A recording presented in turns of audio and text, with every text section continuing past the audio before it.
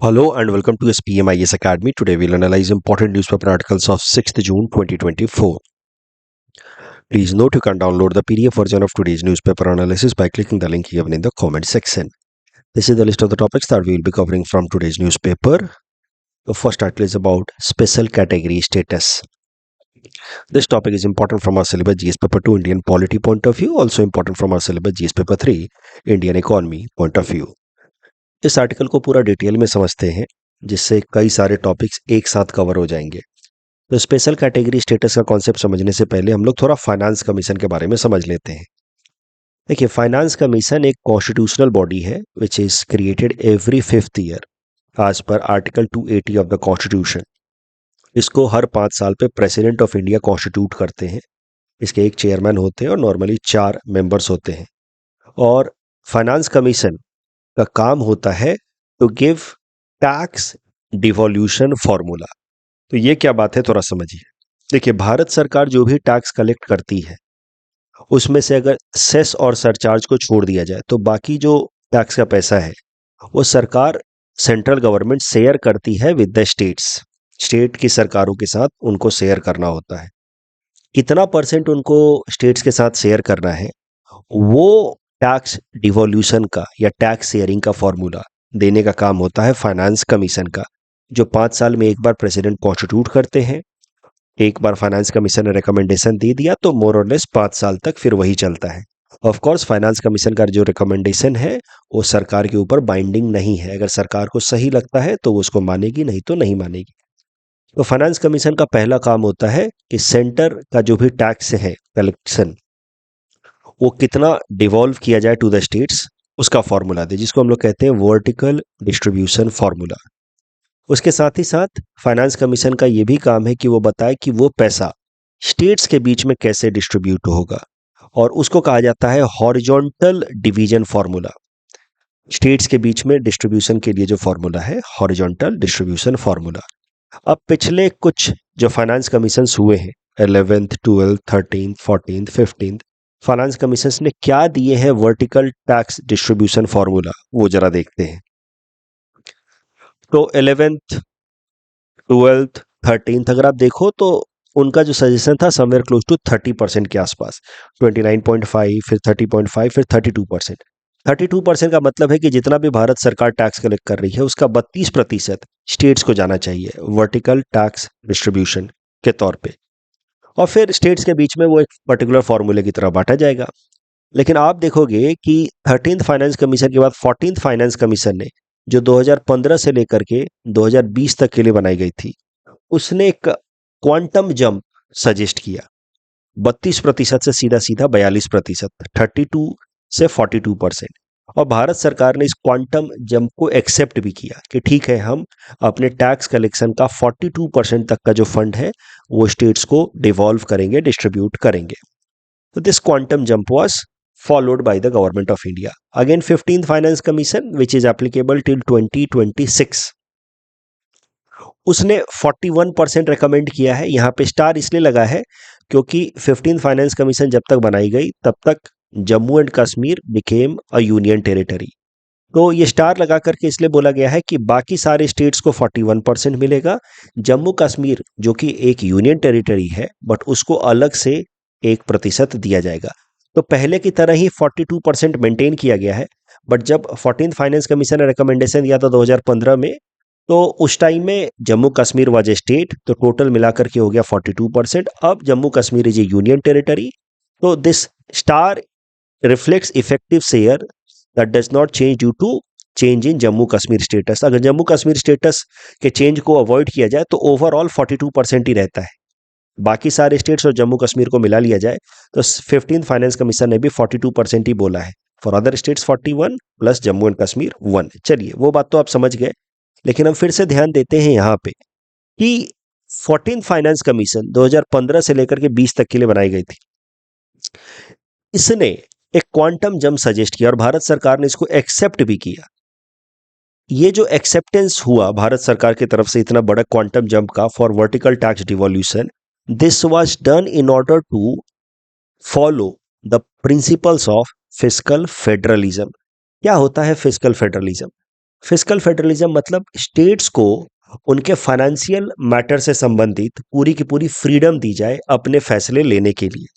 तो अगर स्टेट्स को ज़्यादा से ज़्यादा पैसा सीधा सीधा मिलेगा, सेंट्रल गवर्नमेंट ने जो टैक्स कलेक्ट किया वो पैसा सीधा सीधा स्टेट्स को मिलेगा और स्टेट्स अपनी ज़रूरतों के हिसाब से फिर पॉलिसी बना पाएंगे अगर, तो that is an example of fiscal federalism. तो 32% से सीधा सीधा जंप 42% पे, in line with the principle of fiscal federalism. एक बार जल्दी से हॉरिजॉन्टल टैक्स डिस्ट्रीब्यूशन फॉर्मूला भी देख लेते हैं for that was given by 15th finance commission, जो 2026 तक एप्लीकेबल है, 2026 तक। एक साल एक्सटेंड कर दिया गया था कोविड के टाइम में।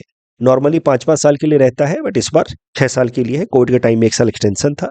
2026 तक एप्लीकेबल है। फिर जो 16th फाइनेंस कमीशन होगी वो ऑलरेडी कॉन्स्टिट्यूट कर दी गई है, वो अपना काम कर भी रही है। उसके रिकमेंडेशंस एप्लीकेबल होंगे 2026 से लेकर के 2031 तक। तो 15th फाइनेंस कमीशन का हॉरिजॉन्टल टैक्स डिस्ट्रीब्यूशन फॉर्मूला देख लेते हैं। पॉपुलेशन को वेटेज दिया गया है 15%, यानी कि जिस स्टेट का पॉपुलेशन ज्यादा होगा उसको ज्यादा पैसा मिलेगा, उसके लिए वेटेज है 15%। Area 15%, forest and ecology 10%, income distance 45%। मतलब जो सबसे रिच स्टेट होगा in terms of gross state domestic production per capita, उससे आपका जीएसडीपी पर कैपिटा कितना कम है उसके बेसिस पे उस पर्टिकुलर स्टेट को, जैसे जीएसडीपी पर कैपिटा में सबसे ऊपर आया गोवा, लेकिन since Goa was a small state तो उसको नहीं लिया गया रेफरेंस की तरह। जीएसडीपी पर कैपिटा में बिगर स्टेट्स में आया सबसे ऊपर हरियाणा। तो हरियाणा की मान लीजिए जीएसडीपी पर कैपिटा है एक्स और असम की है Y. Y of course X से कम होगी क्योंकि हरियाणा सबसे ऊपर है। X minus Y will be considered as income distance. Haryana की जीएसडीपी पर कैपिटा है मान लीजिए 10,000 रुपए पर मंथ और आसाम की है 6,000 रुपए पर मंथ। तो income distance for Assam will be 4,000 rupees per month. That is the concept of income distance. और इनकम डिस्टेंस को सबसे ज्यादा वेटेज दिया गया है 45%, यानी कि जो स्टेट जितना गरीब होगा उसको उतना ज्यादा पैसा मिलेगा। गरीब in the sense of GSDP per capita. फिर डेमोग्राफिक परफॉर्मेंसेस, यानी कि वहाँ पे हेल्थ एजुकेशन किस तरीके का है, उसको वेटेज दिया गया है 12.5%। And tax efforts, tax collect करने के लिए सरकार कितना एफिशिएंट तरीके से कोशिश कर रही है, क्योंकि जीएसटी जो है उसमें स्टेट और सेंट्रल गवर्नमेंट मिल करके टैक्स कलेक्ट करती है। तो जीएसटी का कॉन्सेप्ट जब इंप्लीमेंट हो गया तो फिर स्टेट गवर्नमेंट टैक्स कलेक्शन के लिए कितना बेहतर एफर्ट्स लगा रहे हैं, कंसंट्रेटेड एफर्ट लगा रहे हैं, उसको वेटेज दिया गया 2.5%। तो these are the 6 I'm so sorry. Yes, 6 basis on the on basis of which, yeah, 6 criteria on the basis of which horizontal tax distribution is decided amongst the states as far as the recommendation of 15th Finance Commission is concerned. तो मैं उम्मीद कर रहा हूं कि आपको finance commission समझ आ गया। हर 5 साल पे प्रेसिडेंट कॉन्स्टिट्यूट करते हैं। ये एक कॉन्स्टिट्यूशनल बॉडी है जिसका क्वासी जुडिशियल अथॉरिटी होता है, मतलब थोड़ा बहुत एक जुडिशियल बॉडी की तरह काम करती है। वर्टिकल टैक्स डिवोल्यूशन फॉर्मूला देती है, सेंटर से कितना पैसा स्टेट्स को जाना चाहिए और स्टेट्स के बीच में वो पैसा कैसे बंटना चाहिए उसके लिए हॉरिजॉन्टल टैक्स डिस्ट्रीब्यूशन फॉर्मूला भी देती है। क्वांटम जंप हमने देखा 32% से 42% तक by 14th Finance Commission in the year 2015, which is in line with the concept of fiscal federalism. अब 2015 में इसके अलावा 32 से 42% का जो क्वांटम जंप है उसके अलावा कुछ चीजें और भी हुई हैं। जैसे फैसला किया गया, एनडीए की सरकार आई 2014 में, मोदी जी बने पहली बार प्रधानमंत्री, और फैसला किया गया कि अब प्लानिंग कमीशन को खत्म कर दिया जाएगा और उसके जगह पे आएगा नीति आयोग। और नीति आयोग ने one of the earliest recommendations दिए कि जो भी भारत सरकार के सेंट्रल स्पॉन्सर्ड स्कीम्स चल रहे हैं उनको काटा जाए, कम किया जाए। तो पहले समझते हैं भारत सरकार के कितने स्कीम्स होते हैं, किस तरीके के स्कीम्स होते हैं। भारत सरकार के स्कीम्स मेनली 2 तरीके के होते हैं। सेंट्रल सेक्टर स्कीम्स, जिसका पूरा पूरा फंडिंग भारत सरकार उठाती है, और ये स्कीम्स नॉर्मली उन मुद्दों पे लाई जाती हैं जो मुद्दे यूनियन लिस्ट में मेंशन्ड हैं। सेंट्रल स्पॉन्सर्ड स्कीम्स, ये स्कीम्स भारत सरकार चलाती है but in association with state governments. तो पार्शियली इसका पैसा भारत सरकार खर्च करती है और पार्शियली स्टेट गवर्नमेंट्स खर्च करती हैं। और ये स्कीम्स उन मुद्दे पे लाती है भारत सरकार जो स्टेट लिस्ट में मेंशन्ड है, बट जिस डायरेक्शन में भारत सरकार चाहती है कि स्टेट गवर्नमेंट्स काम करें, उन मुद्दों पे फिर भारत सरकार ये सेंट्रल स्पॉन्सर्ड स्कीम्स लेकर के आती है। अब सेंट्रल स्पॉन्सर्ड स्कीम्स कई सारे चल रहे थे, लगभग 66 सेंट्रल स्पॉन्सर्ड स्कीम्स थे 2015 तक। नीति आयोग ने सजेस्ट किया कि इनको थोड़ा कम किया जाए। इसी को नाम दिया गया है, इसी कॉन्सेप्ट को नाम दिया गया है rationalisation of central sponsored schemes, कि सेंट्रल स्पॉन्सर्ड स्कीम्स को कम किया जाए। और सेंट्रल स्पॉन्सर्ड स्कीम्स को भी 3 भाग में बांटा जाए, core, core of the core and optional. और ऑप्शनल वाले वो सेंट्रल स्पॉन्सर्ड स्कीम्स होंगे जिनको धीरे धीरे हम लोग खत्म कर देंगे। तो कोर ऑफ द कोर में ये 6 सेंट्रल स्पॉन्सर्ड स्कीम्स रखे गए। National social assistance programme, MG NREGA, umbrella scheme for scheduled caste, scheduled tribe, minority and OBCs and differently abled. ये 6 स्कीम्स हैं जो कोर ऑफ द कोर में है। बाकी कुछ 22 स्कीम्स कोर में है और रिमेनिंग ऑप्शनल है जिनको धीरे धीरे खत्म कर दिया गया।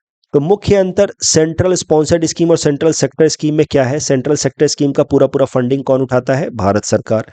सेंट्रल स्पॉन्सर्ड स्कीम का फंडिंग जो है वो नॉर्मली 60% तक भारत सरकार उठाती है, 40% स्टेट गवर्नमेंट्स को देना होता है for normal states. North eastern states and hilly states के लिए 90% सेंट्रल गवर्नमेंट उठाती है और 10% स्टेट गवर्नमेंट को देना होता है। जैसा कि मैंने आपको कहा, central sponsored scheme is normally for state list matters, central sector scheme is usually for union list matter.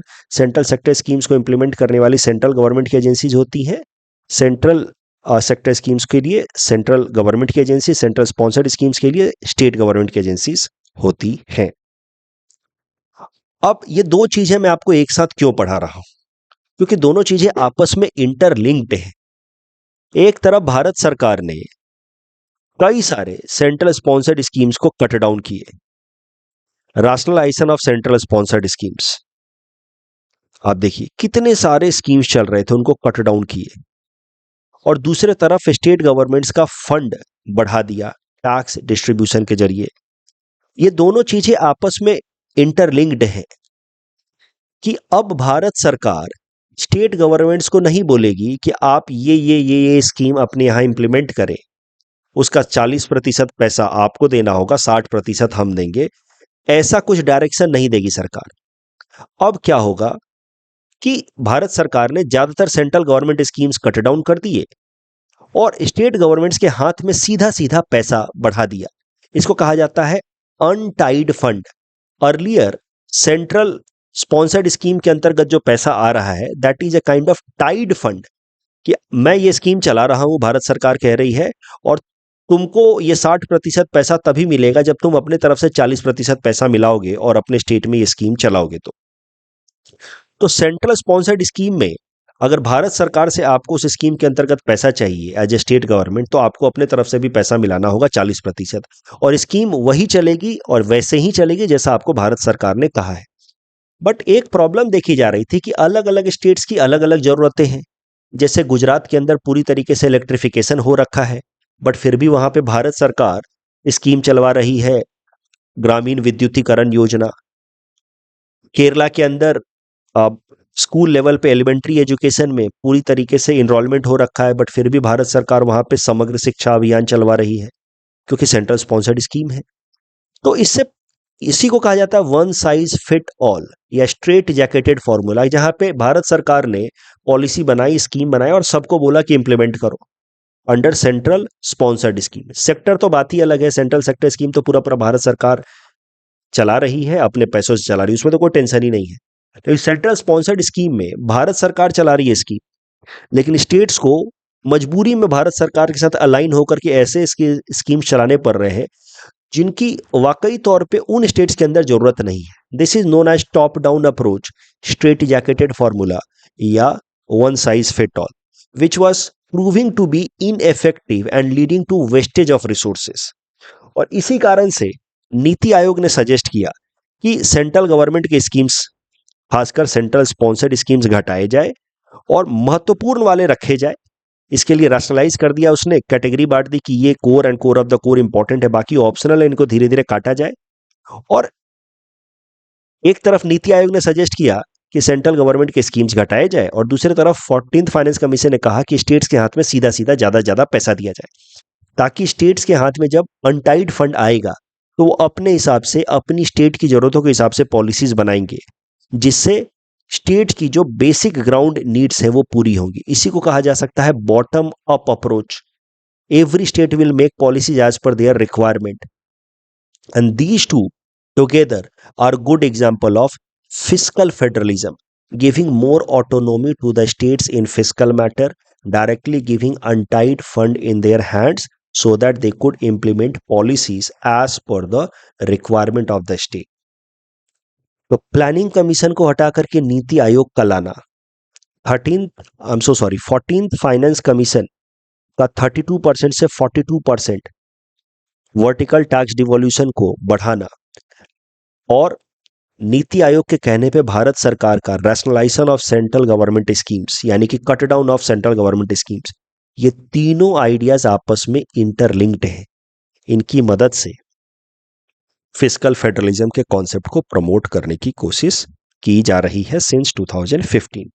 Planning commission is heavily criticised और was heavily criticised for top down approach. Planning commission बैठ करके policy बना देता था कि इन direction में schemes बनने चाहिए, फिर सेंट्रल स्पॉन्सर्ड स्कीम्स बनती थी और सारे स्टेट्स के ऊपर यूनिफॉर्म तरीके से इंप्लीमेंट होती थी। स्टेट्स को ऑटोनॉमी देने के लिए प्लानिंग कमीशन को हटाया गया, नीति आयोग को लाया गया। NITI Aayog promotes the concept of competitive federalism, अलग अलग इंडेक्स निकालता है ताकि स्टेट्स के बीच में कॉम्पिटिशन डेवलप हो। But NITI Aayog top down approach in general follow नहीं करता है, वो सीधा सीधा सेंट्रल लेवल पे स्कीम बना करके स्टेट्स के ऊपर इन्फोर्स नहीं कराता है। तो मैं ये टॉपिक इतना डिटेल में डिस्कस कर रहा हूँ for upcoming mains students. I just hope कि आपको बात समझ आ रही है। Replacement of planning commission with NITI Aayog, quantum jump in vertical tax devolution from 32% to 42% on recommendation of 14th Finance Commission, and cutting down on central government schemes. All these three major initiatives taken by NDA government when it first came in power in 2015 is in line with the concept of fiscal federalism. अब हम लोग current context पे आते हैं, special category status पे आते हैं। देखिए, फिफ्थ फाइनेंस कमीशन 1969 में, इसके कहने पे एक कॉन्सेप्ट लाया गया भारत सरकार द्वारा जिसको नाम दिया गया special category status on recommendation of fifth finance commission इन 1969, जिसमें कुछ स्टेट्स को स्पेशल कैटेगरी स्टेटस का दर्जा दिया गया। क्राइटेरिया क्या था स्पेशल कैटेगरी स्टेटस देने का? हिली टेरेन हो, लो पॉपुलेशन डेंसिटी हो, लोकेशन काफी स्ट्रैटेजिक हो यानी कि बॉर्डर एरियाज में हो, इकोनॉमिक एंड इंफ्रास्ट्रक्चर ओवरऑल काफी बैकवर्ड हो, इकोनॉमिकली वो स्टेट बैकवर्ड हो, इंफ्रास्ट्रक्चर वाइज बैकवर्ड हो, non viable nature of state finances, मतलब स्टेट खुद के लेवल पे रेवेन्यू ज्यादा ना जनरेट कर पा रहा हो, इनकम ज्यादा ना जनरेट कर पा रहा हो। अगर ये सब फीचर्स हैं किसी भी स्टेट के, तो उस स्टेट को भारत सरकार डिक्लेयर कर सकती थी as special category status state. और ये जो कॉन्सेप्ट लाया गया स्पेशल कैटेगरी स्टेटस स्टेट, ये लाया गया on recommendation of fifth finance commission. ये जो क्राइटेरिया डिसाइड किए गए थे, these were decided on the basis of recommendation by DR Gadgil साहब, who was deputy chairman of third planning commission. तो इन्होंने ये क्राइटेरिया दिया और फिफ्थ फाइनेंस कमीशन ने भारत सरकार को रिकमेंड किया कि जो स्टेट आपको पिछड़ता हुआ दिखे इन क्राइटेरिया के बेसिस पे, उसको आप स्पेशल कैटेगरी स्टेटस दे दीजिए और उससे उसकी मदद करने की कोशिश कीजिए। तो अगर किसी भी स्टेट को स्पेशल कैटेगरी स्टेटस मिल जाता है तो उससे उसको क्या फायदे हो सकते हैं वो जरा समझते हैं। जो सेंट्रल स्पॉन्सर्ड स्कीम्स होंगे उसमें उन स्टेट्स को 90% तक भारत सरकार की तरफ से फंड मिलेगा, उन स्टेट्स को अपने तरफ से सिर्फ 10% ही मिलाना होगा, जबकि जो बाकी होंगे उनको 40% तक मिलाना होता है और भारत सरकार 60% अपने तरफ से मिलाती है। तो ये एक पहला फायदा हो गया स्पेशल कैटेगरी स्टेटस स्टेट को। दूसरा, नॉन लैप्सेबल फंड। एक बार किसी भी स्टेट को अगर कोई फंड मिल गया 1 साल के लिए, तो अगर पूरे साल भर में उस फंड का यूटिलाइजेशन नहीं भी हुआ तब भी वो साल के बाद वो फंड लैप्स नहीं होगा, मतलब वापस से सरकार ले नहीं लेगी भारत सरकार। नॉर्मली एक non special category status states के कॉन्सेप्ट में या केस में वो फंड को वापस ले लिया जाता है, उसको लैप्स करा दिया जाता है। तीसरा, special consideration in budget allocation. तो भारत सरकार जब भी बजट एलोकेशन करेगी स्टेट्स के लिए तो उसमें 30% पैसा अलग से स्पेशल कैटेगरी स्टेट्स के लिए रखा जाएगा। उसके अलावा इन स्टेट्स को अलग से टैक्स बेनिफिट्स वगैरह कुछ दिए जाएंगे ताकि ये लोग डेवलप हो पाए। इस तरीके से फिफ्थ फाइनेंस कमीशन के रिकमेंडेशन पे स्पेशल कैटेगरी स्टेटस का कॉन्सेप्ट आया। ध्यान रहे, ये जो स्पेशल कैटेगरी स्टेटस है it is different from special status. Special status is a political concept, जैसे जम्मू कश्मीर को मिला था अंडर आर्टिकल 370 एंड ऑल। तो special status is different political concept, while special category status is different. Special status is normally given with help of constitution. Special category status was given on the basis of recommendation by Fifth Finance Commission, and the criteria were these. अभी 14th finance commission ने, ये 2015 में जो आई 14th finance commission, ये वाली जिसने quantum jump करके दिया, पैसा बढ़ा करके दिया स्टेट्स को, उसी ने एक रिकमेंडेशन और भी किया कि ये स्पेशल कैटेगरी स्टेटस वाला कॉन्सेप्ट खत्म कर दिया जाना चाहिए। 14th फाइनेंस कमीशन रिकमेंडेड कि central government must should do away with the concept of special category status except for north eastern and 3 हिली स्टेट्स। तो 8 जो नॉर्थ ईस्ट के स्टेट्स हैं और हिली स्टेट्स को छोड़ करके बाकी किसी को स्पेशल कैटेगरी स्टेटस नहीं मिलना चाहिए। 14th फाइनेंस कमीशन ने रिकमेंड किया, 15th ने भी इसी आइडिया को आगे बढ़ाया, बोले नहीं अब किसी को स्पेशल कैटेगरी स्टेटस मत दीजिए। क्यों 14th फाइनेंस कमीशन और 15th फाइनेंस कमीशन ने स्पेशल कैटेगरी स्टेटस देने से मना किया भारत सरकार को? तो उसके पीछे 2 कारण है। एक कि सर हमने जब इतना सारा पैसा डायरेक्टली टैक्स डिवोल्यूशन के फॉर्म में देना शुरू कर ही दिया है, 32% से बढ़ा करके 42% दे ही रहे स्टेट्स को, तो अब ऊपर से स्पेशल कैटेगरी स्टेटस दे करके एक्स्ट्रा पैसा देने की क्या जरूरत है? पहला आर्ग्यूमेंट तो ये। दूसरा, बहुत ज्यादा पॉलिटिसाइजेशन हो रहा था the concept of special category status. Her state he demand कर रहा है कि हमें भी दे दो स्पेशल कैटेगरी, हमें भी दे दो स्पेशल कैटेगरी, जिससे हमें बेनिफिट मिलेगा। तो special category concept will become normal category, ऐसा फाइनेंस कमीशन का मानना है कि हर स्टेट ही डिमांड कर रहा है, पॉलिटिसाइजेशन हो रहा है इस कॉन्सेप्ट का। इसलिए फाइनेंस कमीशन ने कहा कि आगे से इन 8 नॉर्थ ईस्टर्न स्टेट्स और 3 हिली स्टेट्स को छोड़ करके, अब उसमें से एक तो रहा नहीं, जम्मू कश्मीर इज तो नो लॉन्गर स्टेट, इनको छोड़ करके किसी को स्पेशल कैटेगरी स्टेटस नहीं दिया जाना चाहिए। आज के डेट में अगर देखा जाए तो 11 states including Assam, Nagaland, Himachal Pradesh, Manipur, Meghalaya, Sikkim, Arunachal Pradesh, Mizoram, Uttarakhand and Telangana. तो जम्मू कश्मीर तो स्टेट रहा नहीं, लेकिन तेलंगाना को मिला है स्पेशल कैटेगरी स्टेटस। तो आप कह सकते हैं कि तेलंगाना इज एन एक्सेप्शन, क्योंकि फाइनेंस कमीशन के जो रिकमेंडेशंस हैं वो भारत सरकार के लिए बस एक सजेशन है, वो बाइंडिंग नहीं है। तो 14th फाइनेंस कमीशन और 15th फाइनेंस कमीशन ने कहा कि बस नॉर्थ ईस्टर्न स्टेट्स और हिली स्टेट्स को मिलना चाहिए और किसी को नहीं, लेकिन भारत सरकार ने नॉर्थ ईस्टर्न स्टेट्स और हिली स्टेट्स के अलावा एक एक्स्ट्रा तेलंगाना के लिए एक्सेप्शन बना करके उसको अभी तक रखा हुआ है स्पेशल कैटेगरी स्टेटस में। क्योंकि तेलंगाना को स्पेशल कैटेगरी स्टेटस में इसलिए रखा गया because it was a newly created state. तो सरकार को लगा कि इसको कुछ दिन के लिए सरकार के सपोर्ट की जरूरत होगी, हैंड होल्डिंग की जरूरत होगी, इसलिए तेलंगाना के केस में उन्होंने एक्सेप्शन बना दिया, deviating away from the recommendation of 14th and 15th finance commission. अभी हाल फिलहाल में ये वापस से ये चर्चा क्यों हो रही है स्पेशल कैटेगरी स्टेटस की? तो हाल फिलहाल में मुझे लगता है परसों ही लोकसभा इलेक्शंस के रिजल्ट आए हैं और अब कोलिशन सरकार, गठबंधन की सरकार आएगी, क्योंकि बीजेपी को पूर्ण बहुमत, फुल मेजॉरिटी मिला नहीं है, उनकी सीटें 240 के आसपास रह गई हैं।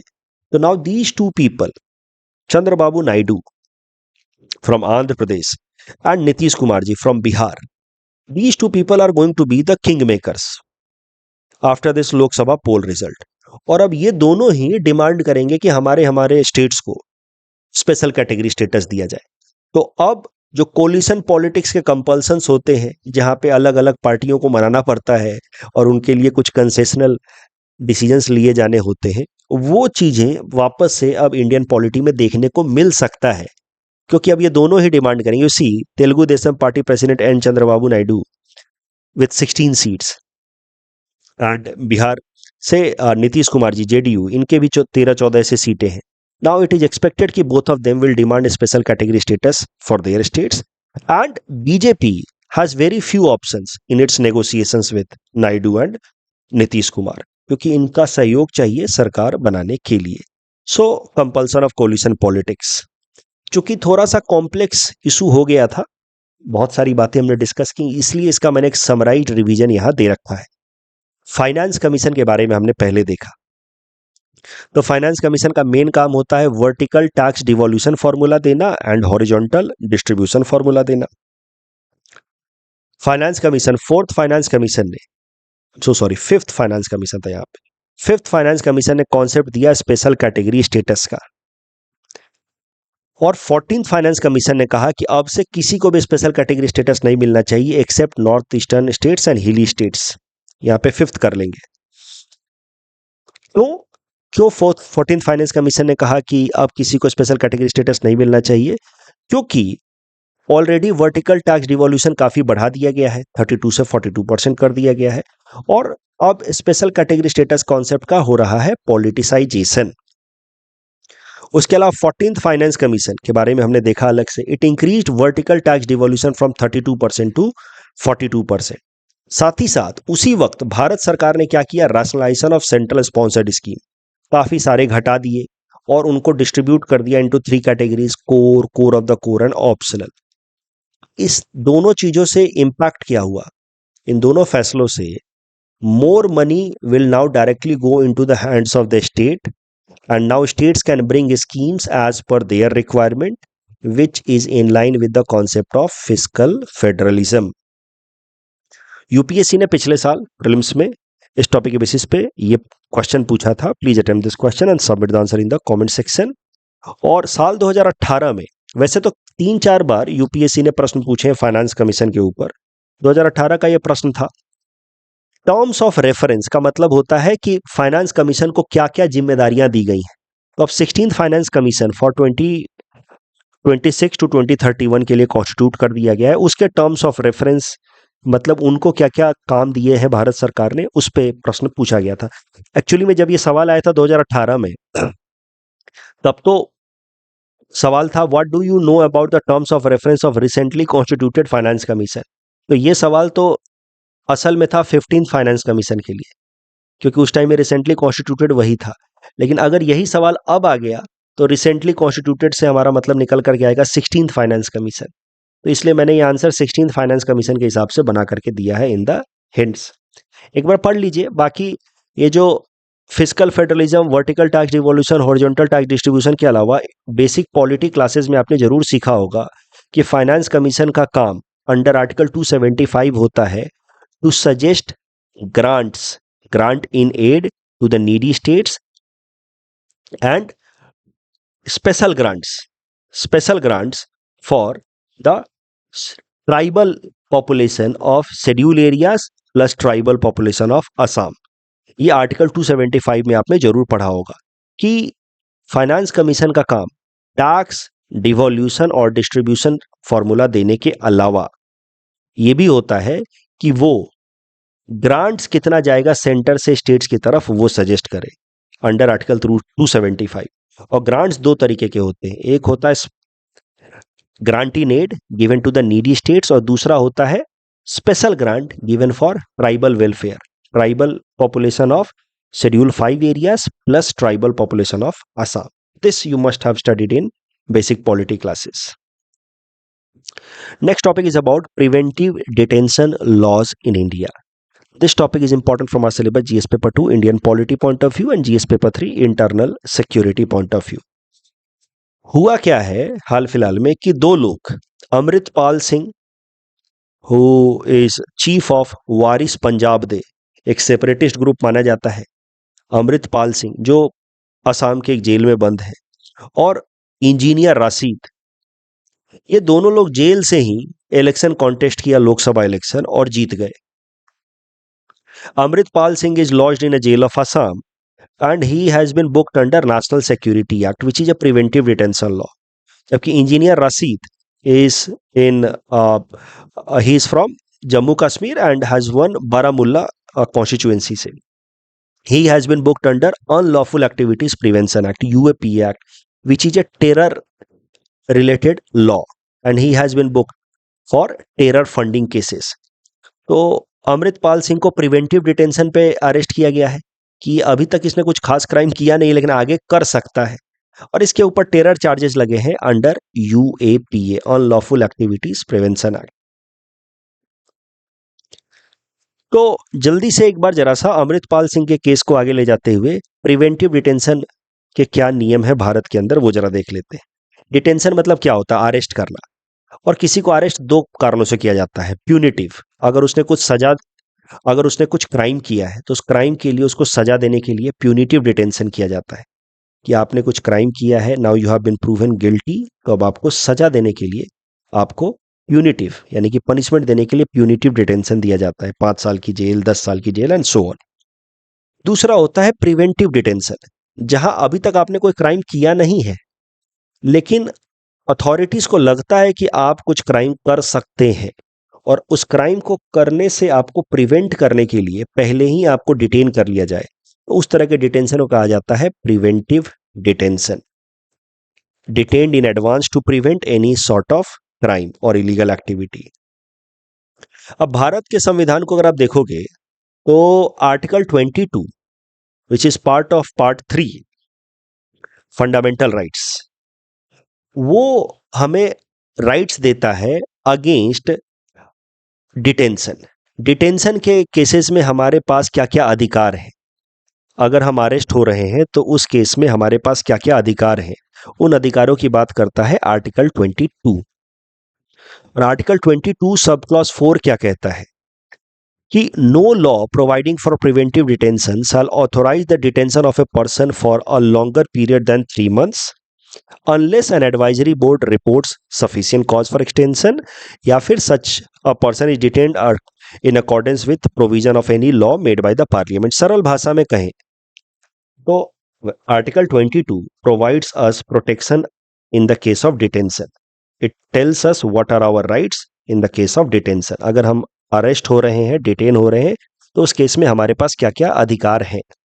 उसी में सब क्लॉज 4 कहता है कि आपको बिना किसी कारण के प्रिवेंटिव डिटेंशन में अरेस्ट किया जा सकता है, बट 3 महीने के लिए मैक्सिमम. अब देखो कितनी मजेदार बात है, ये अधिकार दे रहे हैं कि अधिकार छीन रहे हैं, ये जरा समझना कि no law providing for preventive detention shall authorise the detention of a person for a longer period than 3 months. मतलब इनडायरेक्टली कह रहे हैं कि अगर आपको प्रिवेंटिव डिटेंशन के लिए अरेस्ट किया गया तो 3 महीने से ज्यादा के लिए आपको अरेस्ट नहीं किया जा सकता है. At max you can be arrested for 3 months under preventive detention provision. उससे ज्यादा अगर आपको लंबे समय के लिए प्रिवेंटिव डिटेंशन के अंतर्गत आपको जेल में रखा जाना है अगर, तो उसके लिए एक एडवाइजरी बोर्ड अलग से कॉन्स्टिट्यूट की जाएगी. अगर वो कहती है तभी जाकर के किसी इंसान को प्रिवेंटिव डिटेंशन के अंतर्गत 3 महीने से ज्यादा जेल में रखा जा सकता है. और या तो फिर एक अलग से कानून बने, प्रिवेंटिव डिटेंशन लॉ बने, और उस कानून के हिसाब से अगर आप जेल भेजे गए हैं, प्रिवेंटिव डिटेंशन किया गया आपका, तो फिर आप 3 महीने से ज्यादा समय तक जेल में रह सकते हैं. तो मुद्दा यहाँ पे ये है कि हमारे राइट्स को बताते बताते कि अरेस्ट होने के केस में हमारे पास क्या क्या अधिकार होंगे, उसको बताते बताते इनडायरेक्टली हमारे कॉन्स्टिट्यूशन मेकर्स ने कॉन्सेप्ट ऑफ प्रिवेंटिव डिटेंशन को एक कॉन्स्टिट्यूशनल कॉन्सेप्ट बना दिया कि what will be our rights in case of preventive detention, कि हम 3 महीने से ज्यादा अरेस्ट नहीं हो सकते इन केस ऑफ प्रिवेंटिव डिटेंशन. अगर 3 महीने से ज्यादा किया जा रहा है तो उसके लिए एक एडवाइजरी बोर्ड होनी चाहिए, नहीं तो एक अलग से कानून होना चाहिए. बट इनडायरेक्टली से हुआ क्या, आर्टिकल 22 सब क्लॉज 4 ने प्रिवेंटिव डिटेंशन के जो कॉन्सेप्ट को एक कॉन्स्टिट्यूशनल कॉन्सेप्ट बना दिया. Had it not been there तो it would have been a matter of question कि क्या भारत में प्रिवेंटिव डिटेंशन लॉ किया भी जा सकता है कि नहीं किया जा सकता है, फिर सुप्रीम कोर्ट फैसला करती है उस पर. लेकिन अब प्रिवेंटिव डिटेंशन लॉ तो प्रिवेंटिव डिटेंशन तो किया जा सकता है because even the constitution recognises it. But उस केस में लोगों के पास कुछ अधिकार है. जैसे अब आप देखो, ये अमृतपाल सिंह को preventive detention law national security act के अंतर्गत अरेस्ट किया गया है। और नेशनल सिक्योरिटी एक्ट कहता है कि which allows government to detain an individual up to 12 months. तो अमृतपाल सिंह को 12 महीने तक जेल में रखा जा सकता है, तो this which is in line with the second provision कि he can be arrested, a person can be arrested in accordance with the provision of any law made by the parliament if he has to be arrested for more than 3 months। तो अमृतपाल सिंह को national security act के अंतर्गत 12 महीनों के लिए jail में रखा जा सकता है। तो I just hope things are clear to you. मैं जल्दी से रिवाइज करवा देता हूं। 2 लोग जेल से ही इलेक्शन लड़े और जीत गए लोकसभा इलेक्शन। अमृतपाल सिंह ये जेल में अभी बंद है under a preventive detention law national security act. Engineer Rashid ये एक टेरर लॉ के अंतर्गत जेल में बंद है, UAPA act, unlawful activities prevention act. बात की जाए नेशनल सिक्योरिटी एक्ट की, तो एक प्रिवेंटिव डिटेंशन लॉ है। प्रिवेंटिव डिटेंशन मतलब क्राइम आपने किया नहीं है, लेकिन आप क्राइम कर सकते हैं, इस चीज को रोकने के लिए आपको पहले ही डिटेन कर लिया गया। प्रिवेंटिव डिटेंशन का जो कॉन्सेप्ट है, it is a constitutional concept, क्योंकि article 22 which is a fundamental right which gives what are our rights in the case of detention, उसमें हमारे अधिकार बताते बताते प्रिवेंटिव डिटेंशन के केस में हमारे पास क्या क्या अधिकार होंगे वो भी लिख दिया संविधान बनाने वालों ने, कि अगर हम प्रिवेंटिव डिटेंशन होता है तो 3 महीने से ज्यादा अरेस्ट नहीं होंगे, और अगर 3 महीने से ज्यादा रखना है तो एक एडवाइजरी बोर्ड होनी चाहिए, और नहीं तो एक अलग से कानून होना चाहिए। तो this is how preventive detention became a kind of constitutional concept.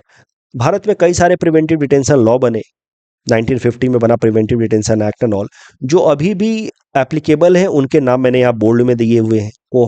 कोफेपोसा 1974, national security act 1980, इसी के अंतर्गत अमृतपाल सिंह को डिटेन किया गया। इसके अंतर्गत किसी भी इंसान को 12 महीनों तक प्रिवेंटिव डिटेंशन में रखा जा सकता है।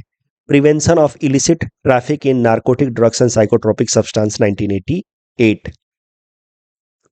अब इश्यूज क्या है प्रिवेंटिव डिटेंशन लॉ से संबंधित?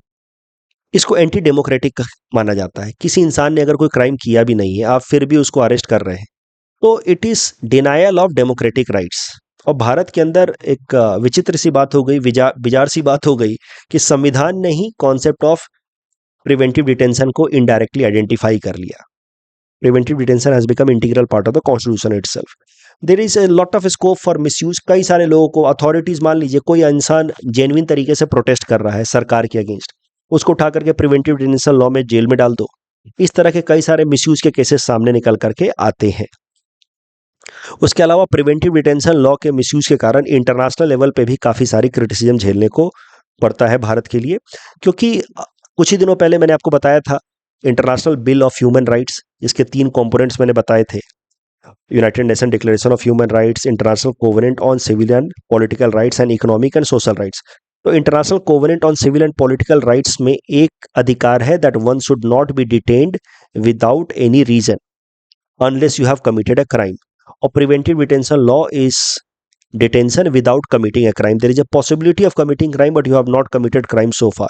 तो ये जो इंटरनेशनल कन्वेंशन है, ये प्रिवेंटिव डिटेंशन लॉ को ह्यूमन राइट्स के वायलेशन की तरह देखता है, and that is why India, because of its preventive detention law, is criticised at international forum. So इन 3 कारणों से preventive detention laws, specially national security act जैसे लॉज को क्रिटिसाइज किया जाता है भारत के अंदर।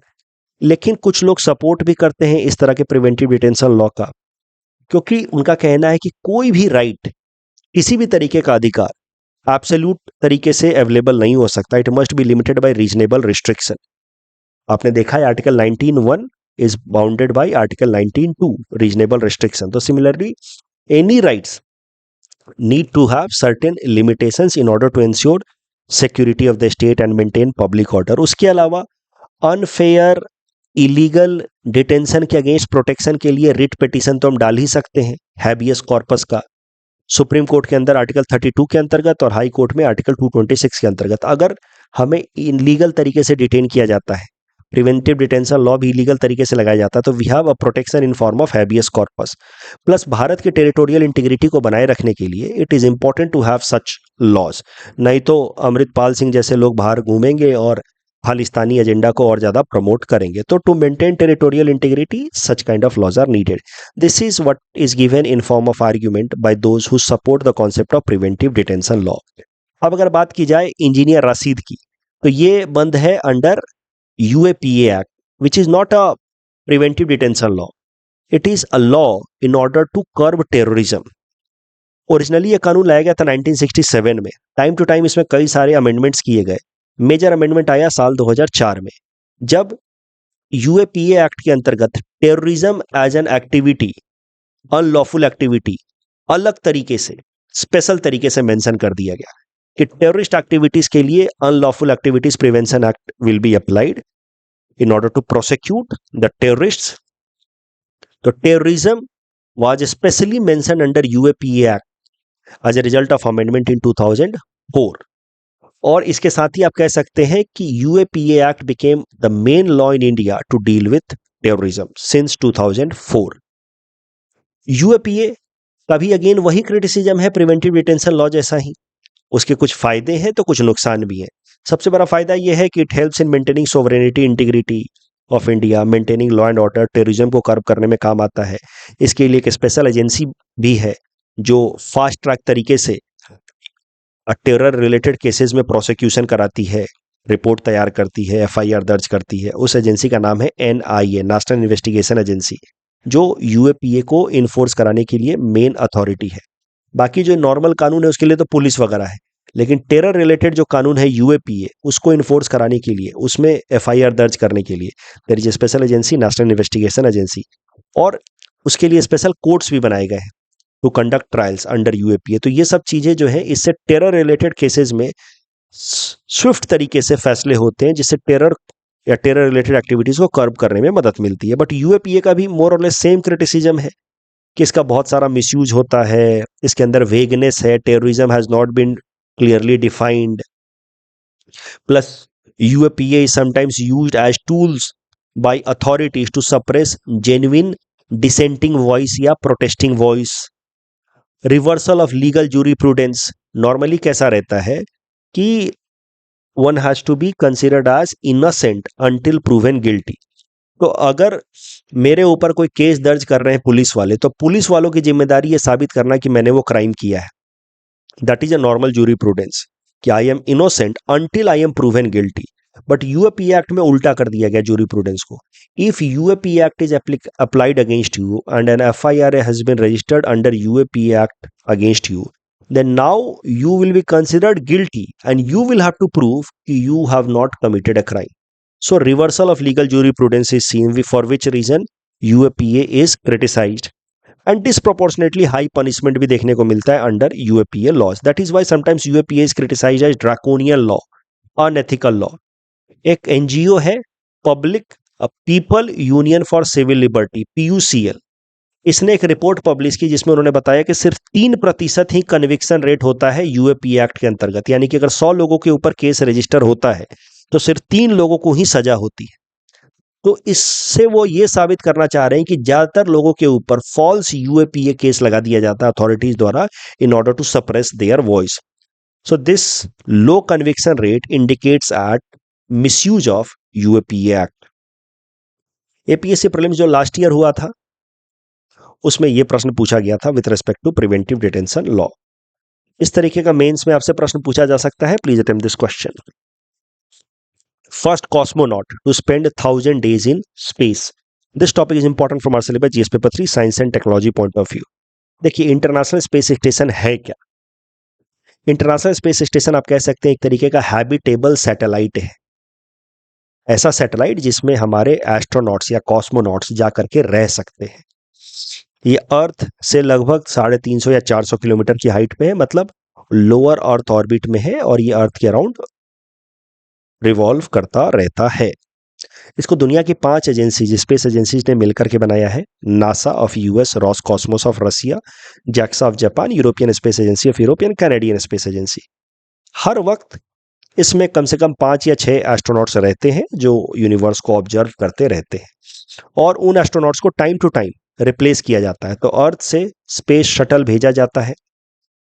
नासा ने बना लिया है अपना खुद का reusable launch vehicle right since 1980s only.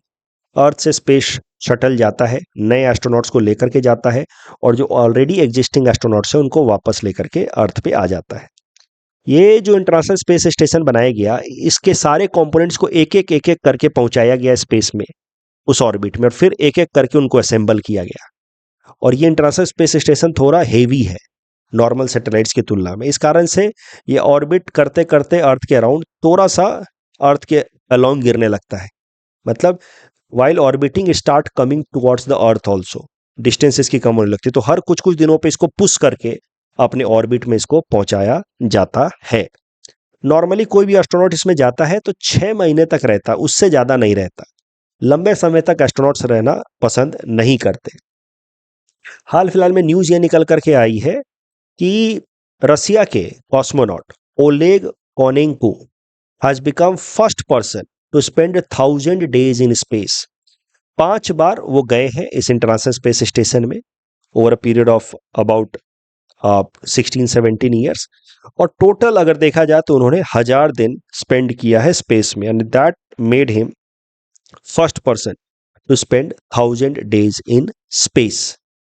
अब सवाल ये उठता है कि एक बार में ये लोग 6 महीने से ज़्यादा क्यों नहीं रहते स्पेस में? एस्ट्रोनॉट्स एक बार में लंबे समय तक क्यों नहीं रहना चाहते स्पेस में? एक बार में अगर लंबे समय तक स्पेस में रह गए तो फिर काफ़ी सारे फिजिकल नुकसान उठाने को पड़ सकता है एस्ट्रोनॉट्स के लिए, क्योंकि स्पेस के अंदर ग्रेविटी तो है नहीं, और प्लस सोलर रेडिएशंस हैं। अब रेडिएशंस के एक्सपोजर से स्किन एंड बाकी ऑर्गन रिलेटेड प्रॉब्लम्स हो सकते हैं, वो तो आप समझ ही रहे हैं। दूसरा समझिए तो concept of gravity, absence of gravity, almost zero gravity या माइक्रो ग्रेविटी है। इस कारण से वहां पे कुछ भी आपको काम करने के लिए एफर्ट लगाना ही नहीं पड़ेगा। अभी दिन भर में ना चाहते हुए भी आप कई सारी ऐसी चीजें कर देते हैं। चेयर उठा करके थोड़ा साइड में रखा तो आपको उस चेयर को उठाना पड़ा ना, और चेयर उठाने में आपको थोड़ी सी ताकत लगानी पड़ी ना, क्योंकि चेयर का एक वेट है, और वेट क्यों है? Because of gravity. तो आपसे मुझे लगता है प्रीलिम्स में इस बार प्रश्न भी पूछा था, मास और वेट के बीच का अंतर। मास तो इनहेरेंट फीचर है किसी भी ऑब्जेक्ट का, वो जहां भी जाएगा मास तो होगा ही, लेकिन वो मास कितना फील होगा that depends upon the gravitational pull, जिसको हम लोग कहते हैं वेट। तो किसी भी ऑब्जेक्ट का वेट है ही नहीं, क्योंकि वहां ग्रेविटी है ही नहीं, तो ऑब्जेक्ट को उठाना पड़ ही नहीं रहा। तो आपके मसल्स को कुछ भी नहीं करना पड़ेगा जब आप इंटरनेशनल स्पेस स्टेशन में होंगे, कुछ नहीं। इनफैक्ट आपको चलने के लिए भी मेहनत नहीं करनी होगी। तो धीरे धीरे आपके हाथ के पाँव के सारे मसल जो हैं वो कमजोर पड़ने लगेंगे, मसल लॉस, बोन लॉस हो सकता है। इसीलिए किसी भी कॉस्मोनॉट को सजेस्ट किया जाता है कि वो 6 महीने से ज़्यादा कंटिन्यूअस तरीके से वहाँ स्पेस स्टेशन में ना रुके, क्योंकि सोलर रेडिएशन और माइक्रो ग्रेविटी के कारण उसके बॉडी पे लॉन्ग टर्म नेगेटिव इम्पैक्ट हो सकते हैं। इस टॉपिक के बेसिस पे प्रीलिम्स प्रैक्टिस क्वेश्चन हमने आपको दे रखा है। Please attend this question and submit the answer in the comment section. Next article is about QS World University Ranking 2025. This is at best important from prelims exam point of view. Here and there you can use in mains as a passing reference, but direct question is not expected. QS World Ranking of University जो है वो हर साल publish होती है by this Quacquarelli Simons नाम की education network company. ये QS ranking हर साल पब्लिश करके वो बताते हैं कि दुनिया की कौन कौन सी यूनिवर्सिटीज बेस्ट परफॉर्मिंग यूनिवर्सिटीज हैं। तो QS world ranking 2025 has been published, एक साल एडवांस में आ जाता है। भारत से IIT Bombay is the best performing institute, और उसने अपना रैंक भी काफी इंप्रूव किया है। लास्ट ईयर 149 पे था, 118 पे आ गया है। दूसरे पे आईआईटी दिल्ली, आईआईएससी तीसरे नंबर पे है। तो आप देखोगे कि भारत के जितने भी टॉप के इंस्टीट्यूट हैं सब ने अपनी रैंक इंप्रूव की है पिछले साल के मुकाबले। All of them have improved their rank.